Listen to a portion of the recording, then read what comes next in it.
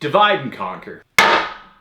You'd think it would be tough to do, but according to that Machiavelli guy, it's actually quite easy. All you have to do is make your enemies suspicious of each other. Then they fight amongst themselves instead of you, and you win. Sounds pretty simple, right? So let's say that I was a big power company, and I wanted to keep my customers from asking too many of those pesky little questions. Here's what I'd do. I'd start out by telling everyone that a minority of my customers, the ones I happen to be threatened by, aren't paying their fair share, and I'd let one ratepayer fight against the other.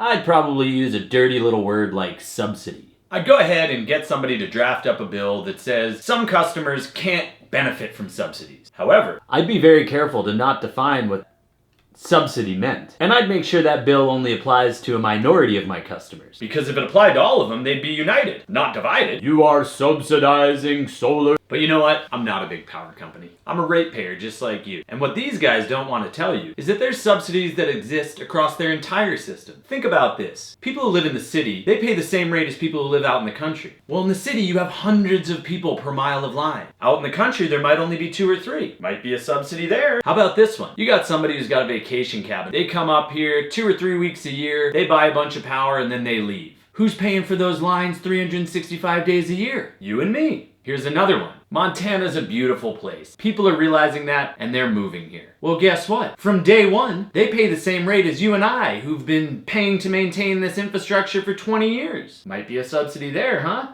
It turns out there's subsidies across the entire system. There's costs being shifted from here to there, everywhere. Remember that bill I said I'd put forward if I was the power company? Well, it actually happened. It was called Senate Bill 7. This crazy bill, it would have killed the solar electric industry. It was designed to pit Montanans against Montanans. It made it through the House of Representatives, and it made it through the Senate. Well done, lobbyists. And you know what? If it wasn't for one man, not him,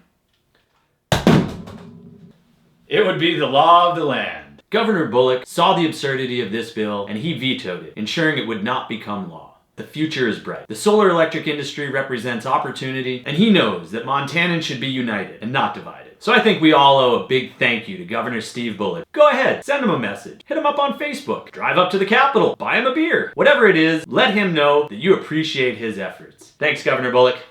Luke, you are a subsidy.